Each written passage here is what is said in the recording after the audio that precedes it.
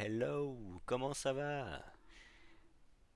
Alors, on est parti pour expliquer ce que sont que les blockchains pour des débutants, vidéo d'une dizaine de minutes, pas plus. Vraiment comprendre ce qu'on veut dire par blockchain et par minage, et encore une fois de manière très simplifiée.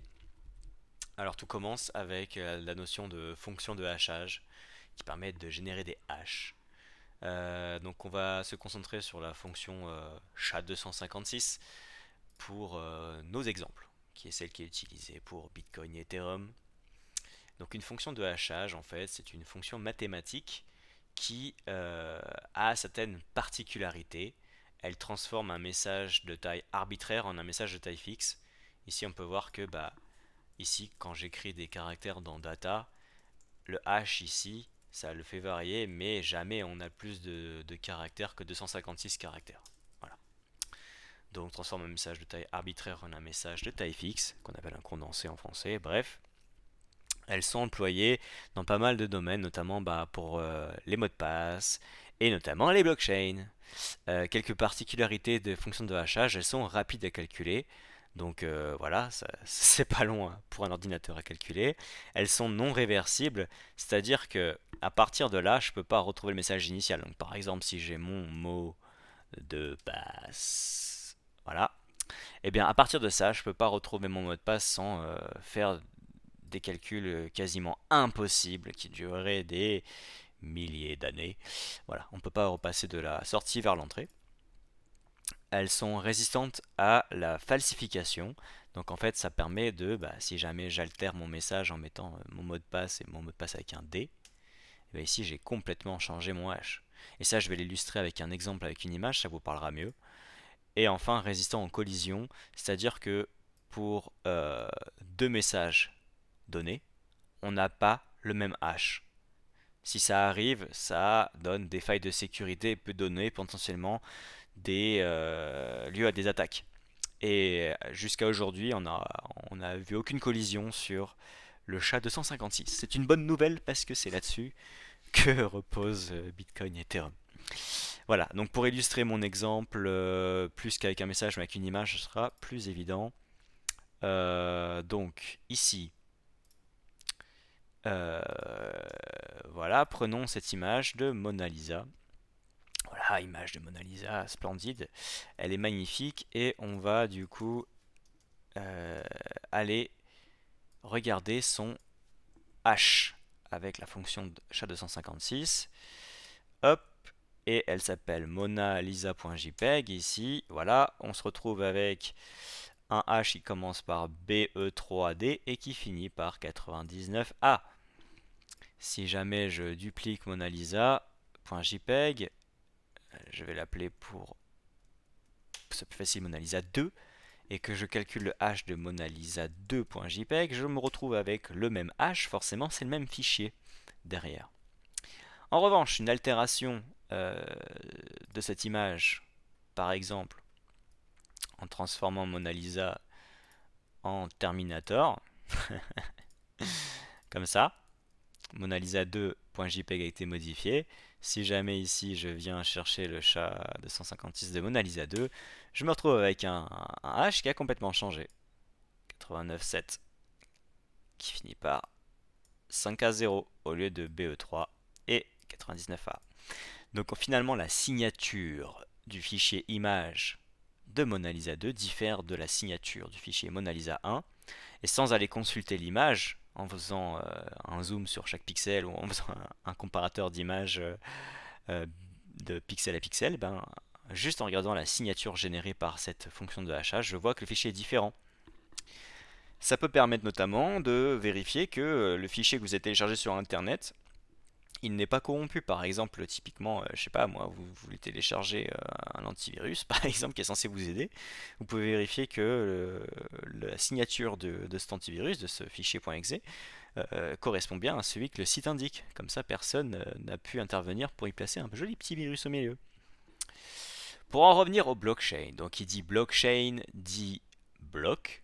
Et qu'est-ce qu'un bloc finalement? Pour simplifier, un bloc, c'est un bloc, voilà, un bloc vert avec un numéro de bloc, un champ qu'on appelle nouns, qui est un compteur qu'on peut faire varier, un champ de données et finalement le hash de tout ça. Faire varier le bloc, le numéro de bloc, ça fait varier le hash. De la même manière que faire varier le noun, ça fait varier le hash. Et de la même manière, faire varier le data, ça fait varier le hash. Voilà. Donc le hash de tous les champs du bloc est calculé. Qu'est-ce que ça veut dire miner finalement un bloc pour Bitcoin ou Ethereum? Bah, par exemple, si on envoie Toto qui envoie de l'argent à Tata, voilà. Miner, ça revient à chercher un hash avec une certaine contrainte. Et la contrainte qu'on s'impose, c'est de trouver un hash qui commence par un certain nombre de zéros. En l'occurrence, dans ce blockchain demo website, c'est trouver un hash qui commence par 4 zéros. Donc on va aller miner ce bloc qui contient Toto vers Tata comme transaction, numéro de bloc 1 et un nonce, bah ici on va le mettre même à 0 pour commencer, enfin peu importe. Je mine, et là mon PC bah, il fait les calculs, jusqu'à trouver un hash qui commence par 4 zéros comme ici. Et là, du coup, il a dû augmenter le nonce jusqu'à 293 339 pour trouver un hash qui correspond à la contrainte imposée. Voilà, ça coûte un effort de computing pour atteindre ce hash. C'est ça qu'on appelle miner. De la même manière que pour aller miner du pétrole, il faut creuser et faire un effort physique, ben là il faut faire un effort informatique pour aller trouver un hash. Et il est volontairement difficile à trouver en mettant un nombre de zéros avant pour que finalement le réseau soit sécurisé. Je ne vais pas rentrer dans les détails de tout ça, j'essaie juste de montrer ce que c'est qu'une blockchain rapidement dans ce tutoriel. Donc maintenant qu'on a vu ce que c'était qu'un bloc, bah une blockchain finalement, comme son nom l'indique, c'est une chaîne de blocs dans lesquels on a rajouté un champ qui est le hash du bloc précédent. Donc ici ce hash là commençait par 00015 et on le retrouve ici 00015 pour le bloc 2 et ainsi de suite. On a donc du coup le hash qui est calculé qui devient le hash du numéro bloc, du nonce, des données, plus du hash précédent. Ce qui fait que si je modifie le hash précédent, en modifiant le bloc 1 par exemple, je mets le caractère A, le hash ici va changer en 6EBD. Ici, le précédent, du coup, est 6EBD également. Et ça a modifié les hash de tout. Tout est cassé. Pourquoi? Parce qu'on a bien vu que modifier Mona Lisa en lui rajoutant des yeux rouges, juste ça, en modifiant quelques pixels, ça a modifié complètement le hash.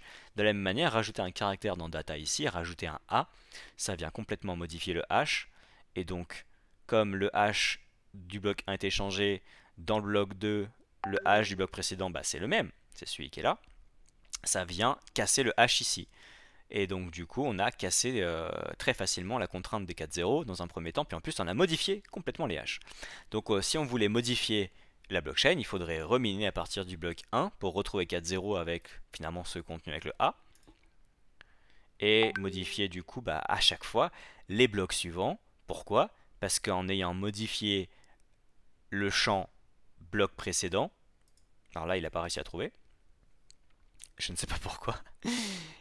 Ça m'était pas. Ah, parce qu'en fait, effectivement, il arrête de calculer au bout d'un certain temps, apparemment au bout de 500 000. Donc, ce qu'on va faire, c'est qu'on va peut-être essayer de rajouter un autre champ.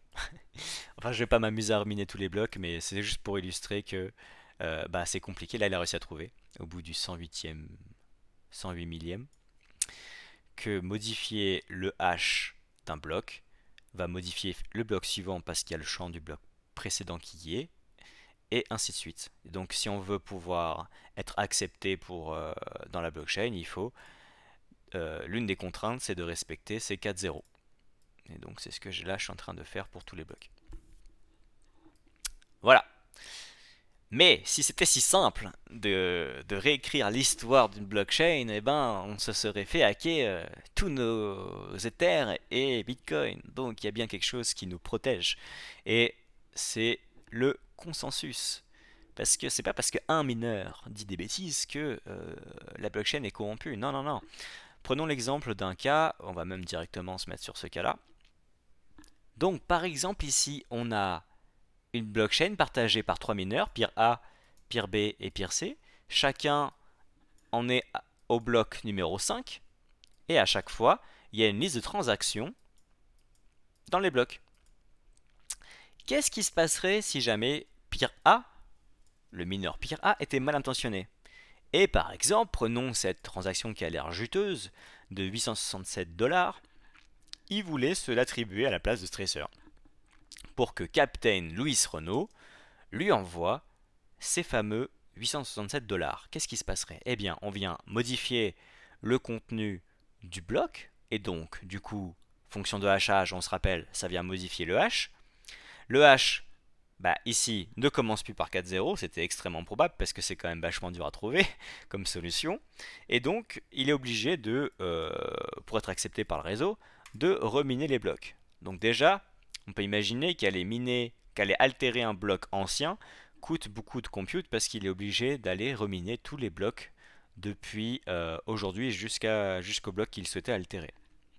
Qu'est-ce qui se passerait ensuite? Donc il présente son résultat au réseau et du coup le hash qu'il a diffère du hash des deux autres puisqu'il a modifié le contenu du bloc 4.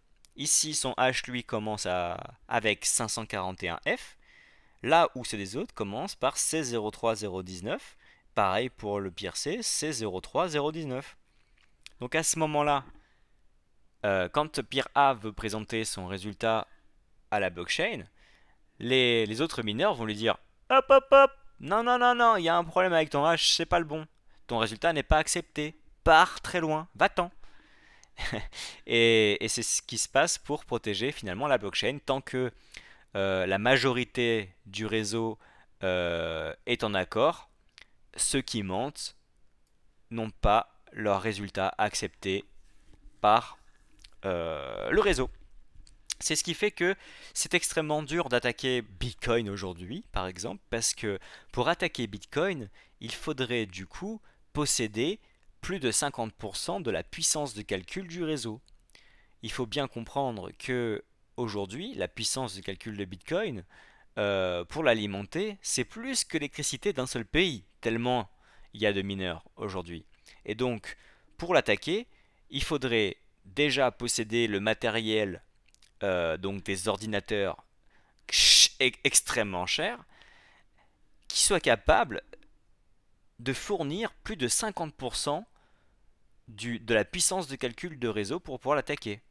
Et en plus de ça, cette puissance de calcul, il faut pouvoir l'alimenter avec de l'électricité. Or, si prenons par exemple la France qui souhaiterait attaquer le réseau, elle n'aurait pas assez d'électricité à elle seule pour alimenter tous les ordinateurs qu'elle devrait déjà acheter pour pouvoir attaquer le réseau. Ce serait impossible. Donc il faudrait éventuellement une coalition de plusieurs pays ensemble qui mettrait en commun des fonds pour acheter la puissance de calcul et pour pouvoir alimenter avec de l'électricité tout ça. Ce qui fait qu'aujourd'hui, attaquer le réseau Bitcoin est considéré comme presque impossible, tellement il faudrait de moyens pour y parvenir. Voilà, c'était vraiment une explication très simple grâce à ce site Blockchain Demo que vous pouvez consulter pour essayer vous-même, hein, de Anders Bronsworth sur Internet, qui permet de bien comprendre simplement comment ça marche tout ça, tous ces systèmes de fonctions de hachage et de blocs. Si vous avez des questions, n'hésitez pas à poster des commentaires et je vous remercie d'avoir suivi. A plus, c'était Béaba.